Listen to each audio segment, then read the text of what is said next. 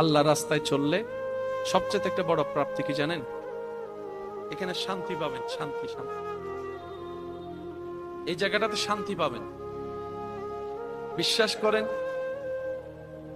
জানি না কখনো করেছেন কিনা, পারলে সময় পেলে করে দেখবেন। আল কোরআনটা একটু হাতে নিয়ে বুকের সাথে জড়ায় ধরে রাখবেন, চোখটা বন্ধ করে কোরআনুল করিমকে বুকের সাথে নিয়ে শক্ত করে জড়ায় ধরে রাখবেন।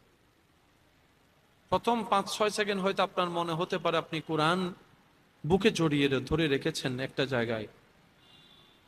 আপনি যদি গভীরভাবে চোখ বন্ধ করতে পারেন, কোরআনের স্পর্শ নিজের সিনার সাথে অনুভব করতে পারেন, আপনি হয়তো আমার সাথে চোখটা খুলে একমত হয়ে বলবেন, ভাইয়া আসলেই কেমন যেন অন্য একটা জগতে হারিয়ে গিয়েছিলাম।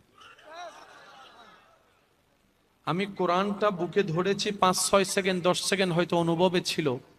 এরপরে আমার কই ছিলাম, আমি কই ছিলাম, কি অবস্থা আমার একটু মনে পড়ে নাই।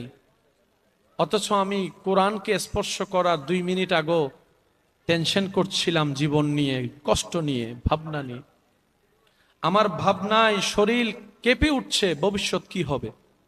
কিন্তু কোরআনটা যে মুহূর্তে সিনার সাথে লাগালাম, মুহূর্তেই কেমন যেন পুরা অশান্ত হৃদয় শান্ত হয়ে গেল, সিনার মধ্যে রহমত আসা শুরু হয়ে গেল। সুবহানাল্লাহ। আল্লাহ রাস্তায় চললে সবচেয়ে একটা বড় প্রাপ্তি কি জানেন?